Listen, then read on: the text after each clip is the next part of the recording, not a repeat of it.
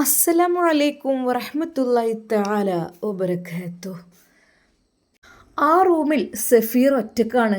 അതെ, തൻ്റെ പ്രിയപ്പെട്ട കൂട്ടുകാരൻ ആഷി ഉസ്താദ് നാട്ടിലേക്ക് പോയി. അതെ, പോയിക്കോട്ടെ, അവനെങ്കിലും നല്ലൊരു ജീവിതം കിട്ടട്ടെ. എനിക്ക് ഏതായാലും എൻ്റെ ഇഷ്ടങ്ങളൊന്നും നടത്താൻ എൻ്റെ വീട്ടുകാർ സമ്മതിക്കില്ല. പോയിക്കോട്ടെ, എൻ്റെ ആഷി ഉസ്താദെങ്കിലും നന്നായി ജീവിക്കുന്നത് എനിക്കൊന്ന് കാണണം. സഫീർ മനസ്സിൽ വിചാരിക്കുകയാണ്. ആ ഒരു റൂമിൽ ചുമരിൽ ഒട്ടിച്ചിരിക്കുന്ന ഇസ്ലാമിക ക്വാർട്സ് എല്ലാം അവൻ വായിച്ചു നോക്കി. തൻ്റെ പ്രിയപ്പെട്ട ആഷി ഒട്ടിച്ചതാണ് അതെല്ലാം. അതായത്, എൻ്റെ ആഷി, ഇൻ തജ്തഹദ് തൻജഹ്, നീ പരിശ്രമിച്ചാൽ വിജയിക്കും.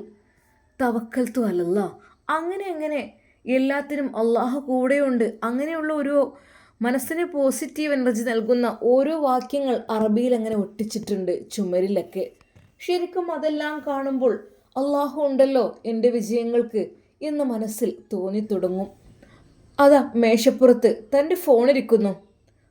അതിൻ്റെ അരികിൽ തല കുനിച്ചിരിക്കുകയാണ് അവന്.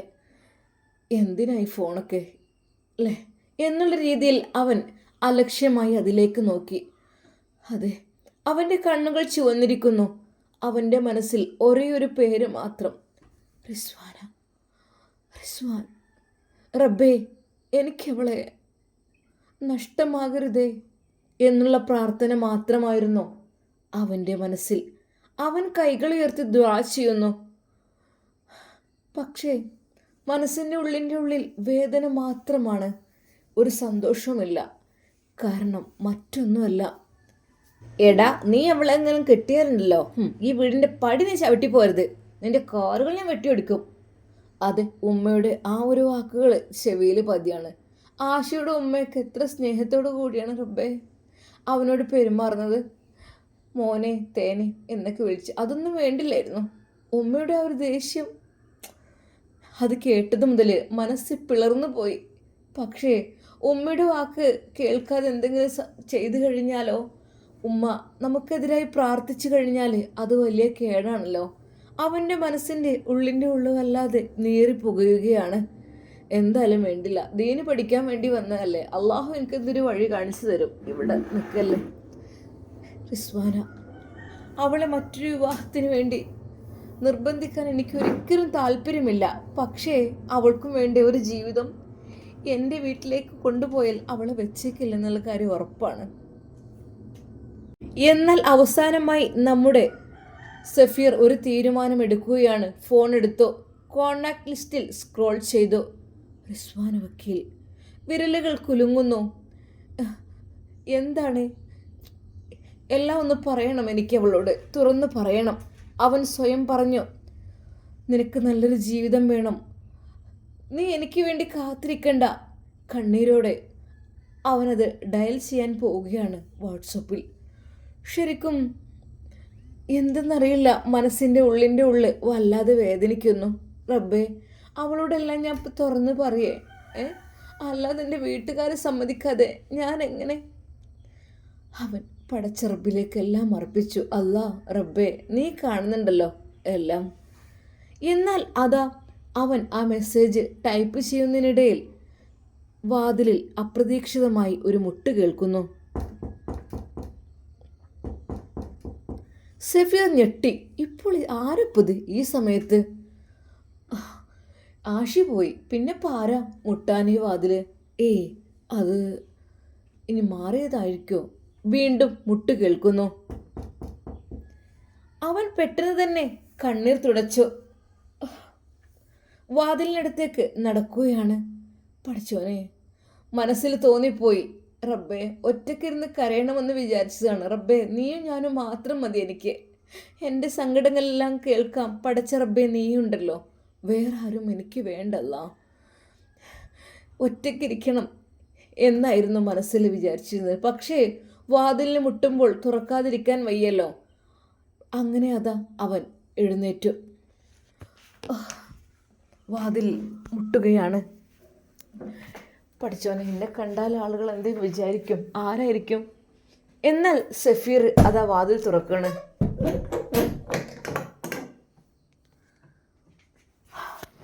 ശരിക്കും അവൻ ഞെട്ടിപ്പോയി. അസ്സലാമു അലൈക്കും. ചിരിച്ചുകൊണ്ട് തൻ്റെ മുന്നിൽ നിൽക്കുന്ന ആഷി ഉസ്താദ്. ഉസ്താദെ, അപ്പോൾ അവൻ പെട്ടെന്ന് ആഷിയെ ചേർത്ത് പിടിച്ചു. ആഷി, എന്താ സഫീർ? എനിക്കറിയാം എന്തോ ഉണ്ടാവുമെന്ന്. കണ്ണുകൾ കണ്ടറിയാം, നന്നായിട്ട് കരഞ്ഞിട്ടുണ്ടല്ലേ ആഷി. എന്നാൽ സഫീറിനെ ആഷി കെട്ടിപ്പിടിച്ച് അവർ രണ്ടുപേരും ഒരുപാട് സമയം അങ്ങനെ ആലിംഗനത്തിൽ നിന്നു. ആഷി, നീ പോയില്ലേ? ആഷി സ്നേഹത്തോടെ പറഞ്ഞു. ഞാനെങ്ങനെ പൊന്നെ നിന്നെ വിട്ടു പോവോ? എനിക്കിങ്ങനെ കഴിയും അതിന്? ഞാൻ നിന്നെ ഇങ്ങോട്ട് കൂട്ടിക്കൊണ്ടുവന്നിട്ട് എൻ്റെ നിക്കാഹെന്ന് പറഞ്ഞ് വിളിച്ചിട്ട് ഞാൻ വീട്ടിലേക്ക് പെട്ടെന്ന് പോവാൻ നിന്നെ ഇവിടെ ഉപേക്ഷിച്ചിട്ട് അതങ്ങനെ എനിക്ക് കഴിയുമോ? ഒന്ന് ആലോചിച്ച് നോക്കിക്കേ. ടിക്കറ്റ് എടുക്കാനൊക്കെ എടുത്തു ഉമ്മയൊക്കെ പറഞ്ഞ രീതിയിൽ. പിന്നെ എനിക്ക് ഓർത്ത്, റബ്ബേ, ഞാനിത് ചെയ്യുന്നത് ശരിയാണോ? ഞാൻ സന്തോഷിക്കുമ്പോൾ മറ്റൊരാൾ കരയാൻ പാടുണ്ടോ? എൻ്റെ പൊന്നു സഫീറേ, എനിക്ക് കഴിയില്ലടാ നിന്നെ വിട്ടൊന്നും പോകാൻ. അതെന്താ അങ്ങനെ? അത് ആദ്യം കാത്തിരിക്കുന്നുണ്ടാവുമല്ലോ നിക്കാഹിന് വേണ്ടിയിട്ട്. ഉമ്മയും ഫാമിലിയും കാത്തിരിക്കുന്നുണ്ടാവുമല്ലോ. ആഷി, നിനക്കെങ്കിലും സന്തോഷത്തോടെ. എൻ്റെ ജീവിതം ഏതായാലും ഇങ്ങനെയായി തീർന്നു. എൻ്റെ പ്രിയപ്പെട്ട ആഷിയെങ്കിലും ഒന്ന് സന്തോഷിച്ച് നിങ്ങൾ ഒരുമിച്ച് ജീവിക്കുന്നത് കാണാൻ എനിക്കൊരുപാട് കൊതിയുണ്ട്. എൻ്റെ നോക്കണ്ട. എന്നാൽ ആഷി അവൻ്റെ തലയ്ക്ക് മീതെ കൈവച്ചുകൊണ്ട് പറഞ്ഞു, നിൻ്റെ പ്രശ്നം തീരാതെ ഞാൻ നാട്ടിലേക്ക് പോരുന്നില്ല. സഫീർ കരഞ്ഞുപോയി. എൻ്റെ വീട്ടുകാരെ സമ്മതിക്കില്ല ആഷി. എനിക്ക് അവളെ നഷ്ടമാവുന്നു, എനിക്ക് ഉറപ്പാണ്. ആഷി കുറച്ചു നേരം മിണ്ടാതിരുന്നു. പിന്നെ പതുക്കെ പറഞ്ഞു, നീ അവളെ ഹലാലായ വഴിയിലൂടെയാണ് ഇഷ്ടപ്പെടുന്നത് അല്ലേ? ആണ്. നീ വിവാഹം കഴിക്കണമെന്ന നിയത്തോടു കൂടിയാണ് ഇഷ്ടപ്പെടുന്നത്. അപ്പോൾ റബ്ബ് നിന്നെ കൈവിടില്ല. അല്ലാതെ വെറുതെ പ്രേമിച്ച് നടക്കാനല്ലല്ലോ, ഹറാമായ രീതിയിലാക്കാനല്ലല്ലോ. നീ വിവാഹം കഴിച്ച് നിൻ്റെ കൂടെ കൂട്ടണം, നിൻ്റെ ഹലാലായ ഭാര്യയാക്കണം എന്നുള്ള ചിന്തയാണല്ലോ നിനക്കുള്ളത്. അതുകൊണ്ട് നീ ഒന്നുകൊണ്ടും വിഷമിക്കണ്ട. ആഷി തൻ്റെ ഫോൺ എടുത്തു. ഫ്ലൈറ്റ് ടിക്കറ്റ് ക്യാൻസൽ ചെയ്തു. സഫീർ അത്ഭുതത്തോടെ നോക്കി. നീ എന്തേ ചെയ്യുന്നത്? എന്ത് നീ ചെയ്യുന്നത്? അതെ, നിന്റെ നിക്കാഹ് നടക്കുന്നതുവരെ ഞാനിവിടെ ഉണ്ടാവും. ശരിക്കും സഫീറിൻ്റെ കണ്ണുകൾ നിറഞ്ഞു. ആഷി, എന്തിനാടാ എനിക്ക് വേണ്ടി ഇത്രയധികം സഹിക്കുന്നത്? സഫീർ, എന്താ ഒരു യഥാർത്ഥ സുഹൃത്ത് എന്ന് പറഞ്ഞാൽ എന്താ? അവൻ്റെ എല്ലാ അവസരത്തിലും നമ്മൾ അവൻ്റെ കൂടെ നിൽക്കണം. ഇതിപ്പോൾ എന്താ? ഇതൊക്കെ ഒരു സുഹൃത്താണോ? എടാ, ഞാൻ എന്താ ചെയ്യാം? റിസ്വാന വക്കീലിനോട് ഞാൻ തുറന്ന് പറയട്ടെ, അവളെ വിവാഹം മറ്റൊരുത്തനെ കൊണ്ട് നോക്കിക്കോട്ടെ എന്നുള്ളത്? അവർക്ക് എത്ര വരുന്നുണ്ടാവും ആലോചനകൾ. നമുക്ക് വേണ്ടി വെയിറ്റ് ചെയ്യാണ് അവർ.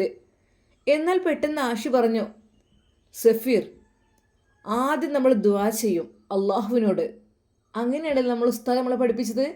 എന്ത് കാര്യം ആദ്യം പടച്ച റബ്ബിനോട് പറയാ, അല്ലാ, ഇന്നൊരു സംഗതിക്ക് വേണ്ടി ഞാൻ ഇറങ്ങുന്നുണ്ടല്ലോ, അല്ലെങ്കിൽ ഈ ഒരു കാര്യം എനിക്ക് തുടങ്ങാൻ നിൽക്കുന്നുണ്ടല്ലോ, അതുകൊണ്ട് റഹ്മാനെ എന്നെ സപ്പോർട്ട് ചെയ്യണം.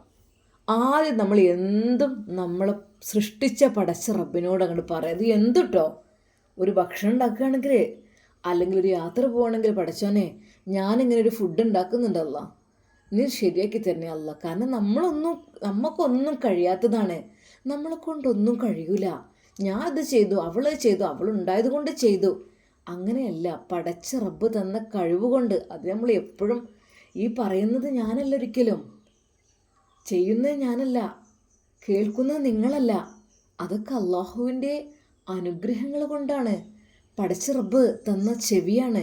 അത്രക്കും ഏത് സൗണ്ടിനെയും പിടിച്ചെടുക്കുന്ന ആ ഒരു ചെവിയുടെ ആ ഒരു മൈക്ക്, അത് വല്ലാത്ത സൃഷ്ടിപ്പാണ്. ഏത് മൈക്കും ചാർജ് പോവും അല്ലേ?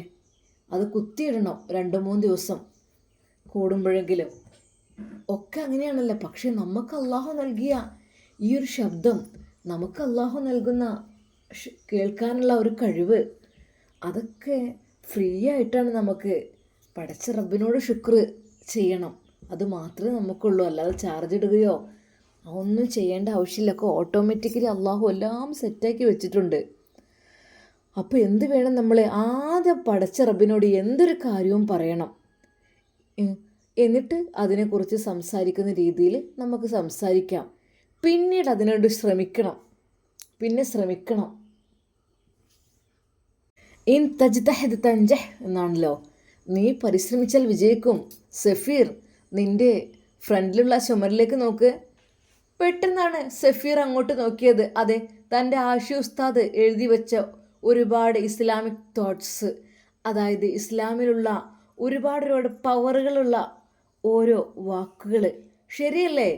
ഇൻ തജ്തഹിദ് തൻജഹ്, നീ പരിശ്രമിച്ചാൽ വിജയിക്കും എന്ന് കരുതിയിട്ട് ആരെങ്കിലും എന്തെങ്കിലും പറഞ്ഞു വിചാരിച്ചിട്ട് അത് പാടെ ഉപേക്ഷിക്കുക എന്നുള്ളതല്ല. ആദ്യം അള്ളാഹുവിനോട് പറയാം, എന്നിട്ട് കാര്യങ്ങളിലേക്ക് കടക്കുക. ഇൻഷാ അല്ലാഹ് എല്ലാം റെഡിയാകും.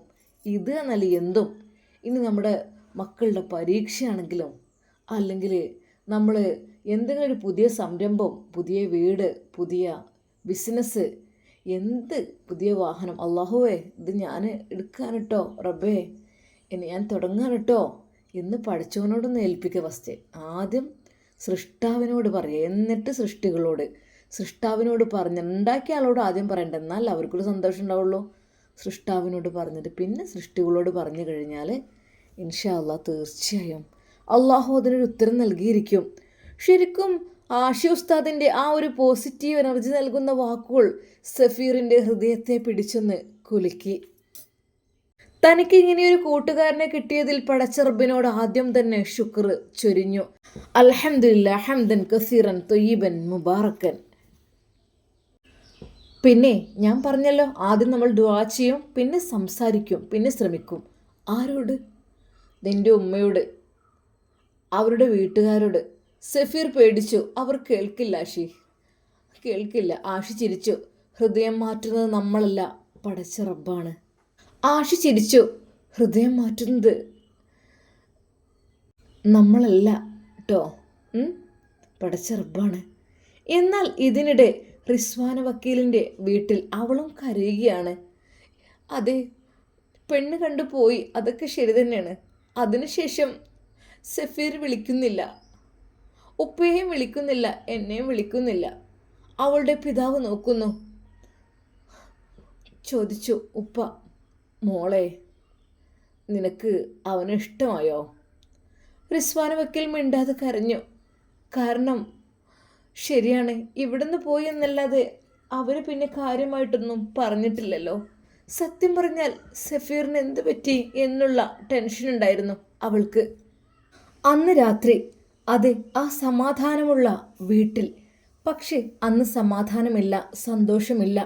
റിസ്വാന വക്കീലിൻ്റെ കുവൈറ്റിലെ വീട്. ഉമ്മ അടുക്കളയിൽ ഇരിക്കുന്നുണ്ട്, ഉപ്പ കസേരയിൽ ചിന്തിച്ചുകൊണ്ട് കോലായിലിരിക്കുന്നു.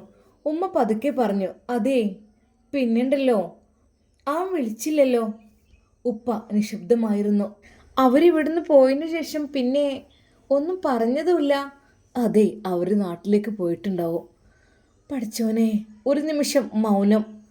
ഉമ്മയുടെ ശബ്ദം പതുക്കെ, ഇനിയൊരു പക്ഷേ അവന് ഇഷ്ടപ്പെട്ടില്ലേ? ഉപ്പ തല താഴ്ത്തി. അല്ലെങ്കിൽ എന്തെങ്കിലും പ്രശ്നം ഉണ്ടായോ? ഉമ്മയുടെ കണ്ണുകൾ നിറഞ്ഞു. നമ്മുടെ മോളെ ആരും നിരസിക്കാൻ പാടില്ല. കാരണം നമ്മുടെ മോൾ അത്തരക്കാരിയാണ്. എനിക്ക് നന്നായിട്ടറിയാം എല്ലാ കാര്യത്തിലും. ഇവയെല്ലാം കേട്ട് വാതിലിനപ്പുറത്തുള്ള ആ റൂമിൽ ഒരാൾ അതാ നിസ്കാരപ്പായിലിരിക്കുന്നുണ്ടായിരുന്നു. റിസ്വാന വക്കീൽ. അവളുടെ കണ്ണുകളിൽ കണ്ണീർ നിറഞ്ഞു. മനസ്സിൽ മാത്രം സഫീർ മാത്രം. റബ്ബേ, എന്താണ് സംഭവിച്ചത്? അവൾ മുറിയിൽ നിന്ന് വാതിൽ പതുക്കെ ഒന്ന് ചാരി ജനാലയുടെ അരികിലേക്കെത്തി. ആകാശത്ത് നോക്ക് കൈ ഉയർത്തി. റബ്ബേ, എനിക്ക് അവനെ മറക്കാൻ കഴിയില്ലല്ലോ. കണ്ണീർ വീഴുന്നു. ഒരു നിക്കാഹ് ഉണ്ടെങ്കിൽ അത് സഫീറിൻ്റെ കൂടെ ആവണം. അങ്ങനെ അതാ ആ രാത്രി കൂടി കടന്നു വന്നു. അവൾ തഹജ്ജുദിൻ്റെ സമയത്ത് എഴുന്നേൽക്കണം എന്ന് നിയ്യത്തോടു കൂടെ കിടക്കുകയാണ്. എല്ലാവരും ഉറങ്ങി. പക്ഷേ റിസ്വാന വക്കീൽ എഴുന്നേറ്റു, ഉളൂഹ് ചെയ്തു, നിസ്കാരപ്പായിൽ നിന്നും തഹജ്ജുദ് നമസ്കരിച്ചു. അതെ, കണ്ണുനീർ കവിളിലൂടെ ഒലിച്ചിറങ്ങുന്നു. റബ്ബേ, അവൻ എന്നെ വെറുത്തിട്ടില്ലല്ലോ. എന്നാൽ ഈ സമയം സഫീറും ആഷിയും അവരും തഹജ്ജുദ് നമസ്കരിക്കുവാൻ വേണ്ടി എഴുന്നേറ്റിരിക്കുന്നു. സഫീറിൻ്റെ മുഖം കാണുമ്പോൾ തന്നെ അത് ആഷിക്ക് മനസ്സിലാകുന്നുണ്ട് എന്തൊക്കെയോ. സഫീർ കരഞ്ഞു. ഏയ് കരയണ്ട, ഞാൻ അവളെ വിളിക്കാൻ പോവാണ്. ഈ സമയത്തോ? അതെ, അവൾ തഹജ്ജുദ് നമസ്കരിക്കുന്ന കുട്ടിയായിരിക്കും. ആഷി ഉസ്താദ് അവളെ വിളിക്കുവാൻ വേണ്ടി ഒരുങ്ങുന്നു. വേണ്ട, അതിപ്പോൾ സഫീർ തടയുന്നു. അല്ലടാ, നമ്മളെ മനസ്സിൽ എന്തെങ്കിലും പ്രശ്നങ്ങളുണ്ടെങ്കിൽ അത് പറയണം, പറഞ്ഞ് അത് ഓക്കെ ആക്കണം. അല്ലാതെ നമ്മളിങ്ങനെ ഭയന്നിരുന്നിട്ട് കാര്യമില്ലല്ലോ. ഞാൻ വിളിക്കുകയാണ്, നീ സംസാരിക്കണം. എന്നാൽ സഫീർ തലകുനിച്ചു. നിക്കാഹ് കഴിയാതെ ഇങ്ങനെയൊക്കെ സംസാരിക്കുന്നത് ശരിയാണോ? ആഷി സ്നേഹത്തോടെ ചിരിച്ചു. സമാധാനത്തിന് വേണ്ടിയിട്ടാണ്, ഹലാൽ ആയ കാര്യത്തിന് വേണ്ടിയിട്ടാണ് നമ്മൾ സംസാരിക്കുന്നത്, അല്ലാതെ ഹറാമിന് വേണ്ടിയിട്ടല്ല. എന്നാൽ അതാ നമ്മുടെ ആഷി ഫോൺ എടുത്തു.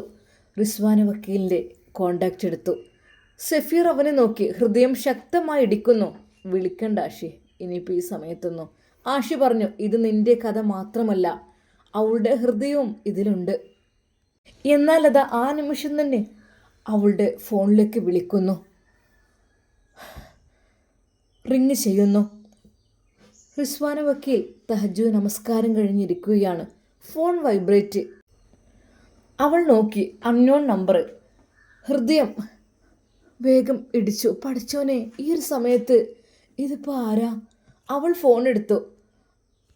എന്നാൽ മറുതലക്കിൽ ഒരു ശബ്ദം. അസ്സലാമു അലൈക്കും. ശരിക്കും പരിചയമുള്ള ശബ്ദം. അതെ, ആഷി ഉസ്താദിൻ്റെ ശബ്ദം. വലൈക്കും അസ്സലാം. കുറച്ച് സമയം നിമിഷം ഒന്നും മിണ്ടാതെ അവൾ അല്പം കഴിഞ്ഞതിന് ശേഷമാണ് സലാം മടക്കിയത്. അവളുടെ ഹൃദയം ആകപ്പാടെ കുലുങ്ങുന്ന പോലെ. ആരാണ്? ആഷി ഉസ്താദിൻ്റെ ശബ്ദം പോലെയുണ്ട്, എങ്കിലും കൺഫേം ആയിട്ടില്ലല്ലോ. അവൾ അറിയാത്ത രീതിയിൽ ചോദിച്ചു. ആരാണ്? ഞാൻ ആഷി. ആഷി ഉസ്താദ്? നിൻ്റെ ഉസ്താദ് പെണ്ണേ, സഫീറിൻ്റെ സുഹൃത്ത്. അവൾ നിശബ്ദമായി. കണ്ണിൽ വെള്ളം നിറഞ്ഞു. ആ ഉസ്താദേ, സുഖമാണോ? അതെ മോനെ, നിനക്കോ? അൽഹംദുലില്ലാ, സുഖം. അത് പിന്നുണ്ടല്ലോ, സഫീർ നിന്നെക്കുറിച്ച് ആലോചിച്ചിട്ട് കരഞ്ഞുകൊണ്ടിരിക്കുകയാണ്. റിസ്വാന വക്കീൽ അത് കേട്ടപ്പോൾ കരഞ്ഞുപോയി. എന്തു പറ്റി എന്നുള്ള രീതിയിൽ. പിന്നെ ഒരു കാര്യം പറയാണ്ട്, ഒന്നുകൊണ്ടും വിചാരിക്കരുത്, ഒന്നും വിഷമിക്കരുത് കേട്ടോ.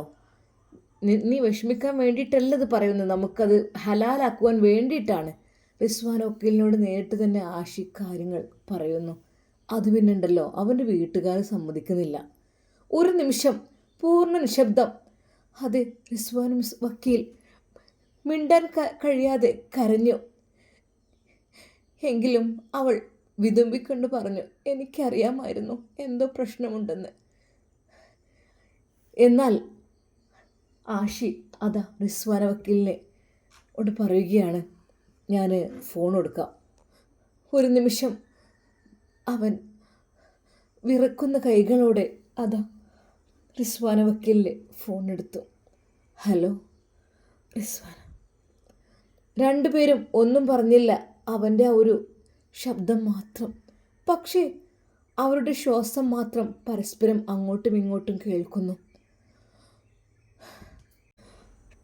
പിന്നീട് പതുക്കെ അവൻ പറഞ്ഞു, അതെ റിസ്വാൻ, എനിക്ക് നിന്നെ നഷ്ടമാക്കാൻ തോന്നുന്നില്ല. പക്ഷെ എൻ്റെ വീട്ടുകാർ, അതാണ് എനിക്ക്. അവൻ്റെ വാക്കുകൾ തകരുന്ന പോലെ. എന്നാൽ റിസ്വാന വക്കീലിൻ്റെ കരഞ്ഞുകൊണ്ടുള്ള മറുപടി ഇതായിരുന്നു, സഫീർ, എനിക്ക് മറ്റൊരാളുടെ ജീവിതത്തിലേക്ക് പോകാൻ കഴിയില്ല. നീ ഇല്ലെങ്കിൽ ഞാൻ കാത്തിരിക്കും, മരണം വരെ ഞാനിവിടെ. അല്ലാതെ മറ്റൊരു വിവാഹത്തിന് ഞാൻ തയ്യാറാവില്ല, എനിക്കതിന് കഴിയില്ല. എന്നാൽ ഇതിനിടയിൽ കയറി ആഷി പറഞ്ഞു, നമ്മൾ പരിശ്രമിച്ചിരിക്കും, രണ്ടുപേരുടെയും വീട്ടുകാരെ കൊണ്ടും സമ്മതിപ്പിച്ചിരിക്കും. അത് എൻ്റെ ഒരു മനസ്സിലെ ആഗ്രഹമാണ്. എന്നാൽ സഫീർ പറയുകയാണ്, റിസ്വാൻ, ഞാൻ നിന്നെ വിട്ടുകൊടുക്കില്ല ആർക്കും, എനിക്കതിന് കഴിയില്ല. നീയും എനിക്കുള്ള പെണ്ണ് തന്നെ. എന്നാൽ റിസ്വാന വക്കീൽ പറയുകയാണ്, അതെ സഫീർ, എനിക്കും അങ്ങനെ തന്നെ. ഇൻഷാ അല്ലാ എന്നാൽ അതിനിടയിൽ കയറി ആഷിയും പറയുന്നു, ഇൻഷാ അല്ലാ എല്ലാം സെറ്റാവും, നിങ്ങൾ രണ്ടുപേരും വിഷമിക്കണ്ട, നല്ല ഹാപ്പി ആയിട്ടിരിക്കുക. അങ്ങനെ അതാ കോൾ കട്ട് ചെയ്തു. 3 ഹൃദയങ്ങൾ 3 സ്ഥലങ്ങളിൽ ഒരേ ദുആ. അതെ, ആഷി ഉസ്താദും സഫീറും റിസ്വാന വക്കീലിനും പടച്ച റബ്ബിനോട് ദുആ ചെയ്യാനുള്ളത് ഒന്ന് മാത്രമായിരുന്നു, റഹ്മാനെ ഈ നിക്കാഹ് നീ എളുപ്പമാക്കണേ എന്നുള്ളത്. ചില പ്രണയങ്ങൾ വാക്കുകളിലല്ല ദുആകളിൽ ജീവിക്കുന്നു. ചില ബന്ധങ്ങൾ സാഹചര്യങ്ങൾ തകർക്കില്ല. ഒരു ഫോൺ കോൾ 3 ഹൃദയങ്ങൾ വീണ്ടും ജീവിപ്പിച്ചു. അതെ, പ്രതീക്ഷകൾ വന്നു. റിസ്വാന വക്കീലിൻ്റെ മനസ്സിൽ ഒരുപാട് സ്വപ്നങ്ങൾ കടന്നു വന്നു. അതെ, നമ്മുടെ ആഷിയുടെയും സഫീറിൻ്റെയും ഹൃദയത്തിലും അതെ, അവർക്ക് തോന്നി പെട്ടെന്ന് തന്നെ നിക്കാഹ് നടക്കും, എല്ലാം റെഡിയാകും, എല്ലാം പടച്ച റബ്ബിലേക്കാണല്ലോ നമ്മൾ അർപ്പിച്ചത്, അതുകൊണ്ട് അവനുണ്ടല്ലോ ഒരു പേടിയും പേടിക്കേണ്ട എന്നുള്ള ആഷി ഉസ്താദിൻ്റെ ആ ഒരു സപ്പോർട്ടീവായിട്ടുള്ള വാക്കുകൾ അവരുടെ 2 പേരുടെയും ഹൃദയത്തെ വല്ലാതെ സന്തോഷിപ്പിച്ചു. കാത്തിരിക്കാം അവരുടെ നിക്കാഹിന് വേണ്ടി, ആരൊക്കെ തന്നെ എതിർത്താലും. ഇൻഷാ അല്ലാ നമുക്കിതിൻ്റെ ബാക്കി ഭാഗം നാളെ കാണാം. അതുവരേക്കും എല്ലാവർക്കും അസ്സലാമു അലൈക്കും വറഹ്മത്തുള്ളാഹി തആല വബറകാതുഹു.